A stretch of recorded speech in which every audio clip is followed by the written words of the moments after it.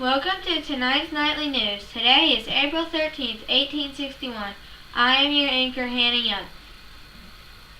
Amazing news out of Charleston County, South Carolina, in what will be known as the first battle in the American Civil War. The Confederate Army has defeated a small unit of soldiers after a 34-hour battle. General Beauregard led nearly 500 troops to a raid on Fort Sumter, where a Major Robert Anderson and his group of about 100 soldiers had been for months following South Carolina's secession from the Union.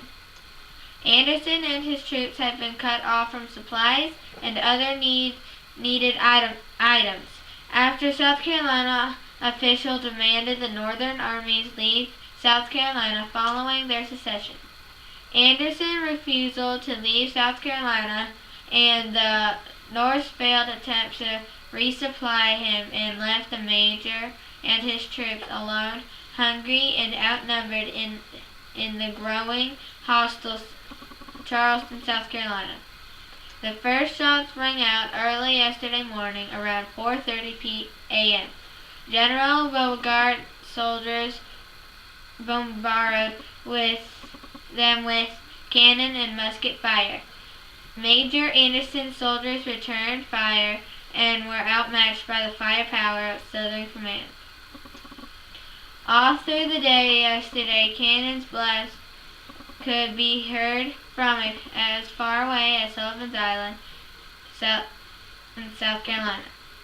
Late in the afternoon today, Major Anderson and his soldiers surrendered.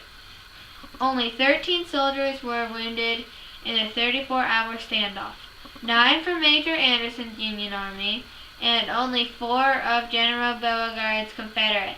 However, an accident followed the battle during the surrender. There was one death of a Union soldier. After months of tension between Southern states and the Union leaderships, this battle is likely to be one of the first of many in what will be known as the American Civil War. Already with 7 states declaring secession from the Union, increased tension could lead to more states joining the Confederacy.